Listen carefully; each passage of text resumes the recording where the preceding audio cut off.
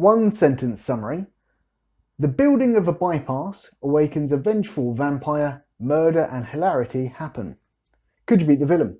Yes, I could. The characters in this struggle to be a kind of prototypical pre-vampire vampire, basically. They try staking one through the heart, doesn't work. They try sunlight, doesn't work. All that good stuff.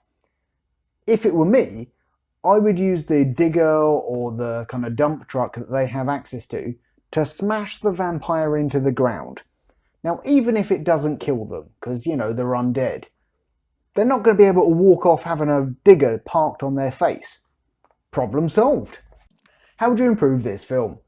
The title is a song reference, I think, and good, I like it, but it doesn't really work because there's actually a woman in the crew that's of the main characters, so they're not all boys, are they?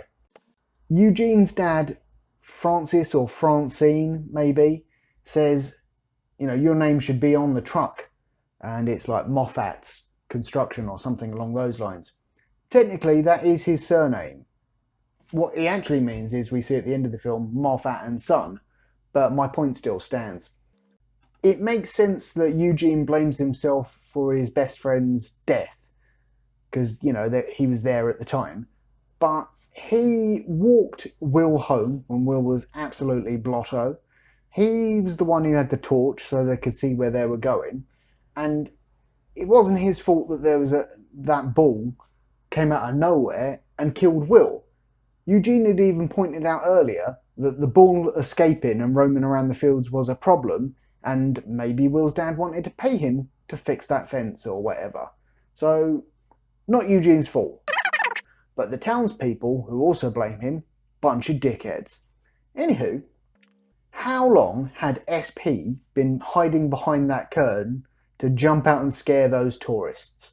Because we see him walk up, they're in the same field as the Kern, they're like, blah, blah, blah, Bram Stoker stole our idea, blah, blah, blah, blah, blah, why don't you go and touch it, blah, blah, blah, blah, blah, guy goes and touch it, and then SP's like, blah, scary.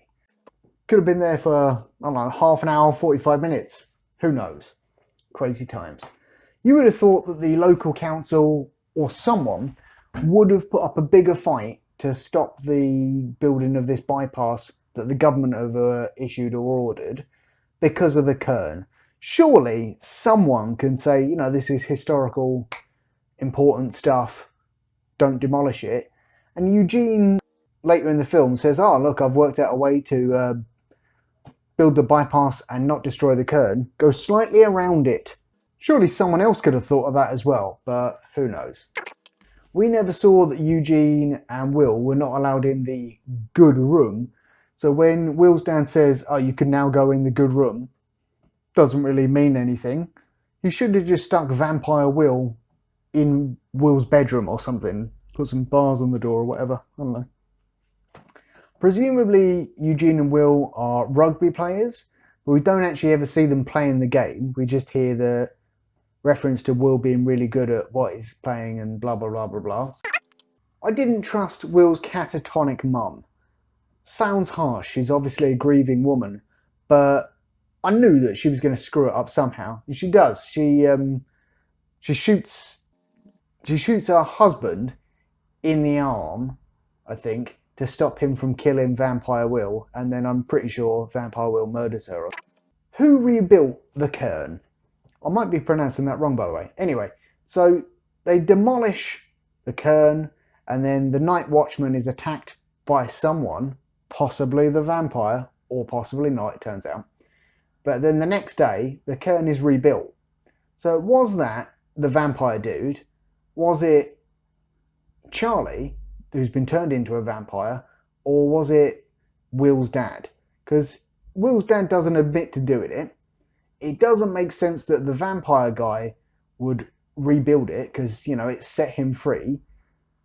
And why would Charlie, who's just been turned into a vampire, do it? Also, Charlie the Vampire only uses his super speed once. Why didn't the vampire dude's blood-draining powers impact the main characters as much as everyone else? They did say it was a proximity thing, but if the blood is still being drained from the townspeople as the main characters are like checking to see if they're alive, the main characters are close enough for the blood draining powers to work. And at the end, Eugene and his dad, they start bleeding a bit, but they don't bleed very much. So, I don't know, just because they were double-R'd apparently.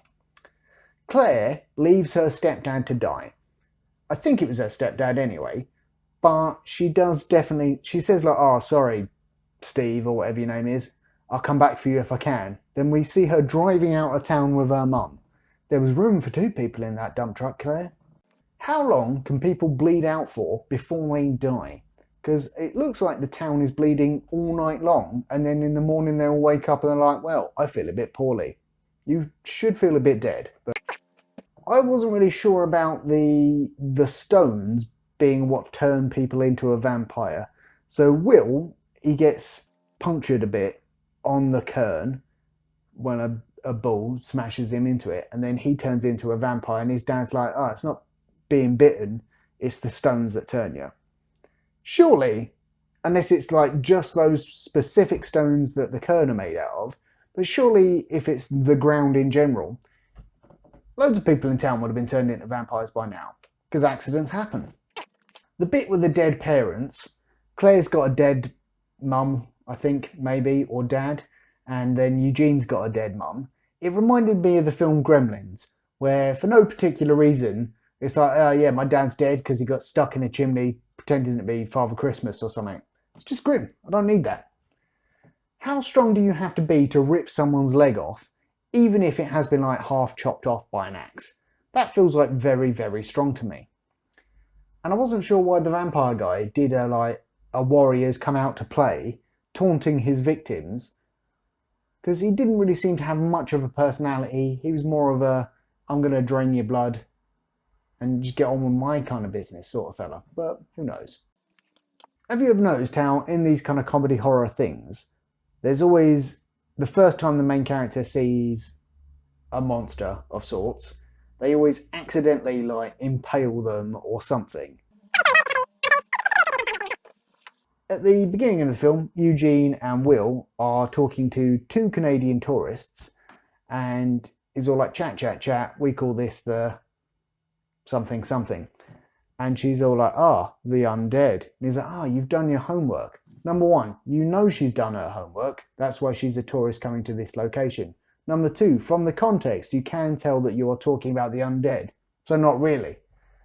Rating out of 5 beers. I don't think I've ever seen anyone be hit with a baby dead cow before. So that's pretty good. I liked the characters. I liked SP. I felt like he was going to die, but when he did get wounded, I don't really think his wounds looked fatal to me, but I'm going to let that slide. I would give this 1 beer out of 5, the best score possible for some reason with this rating system.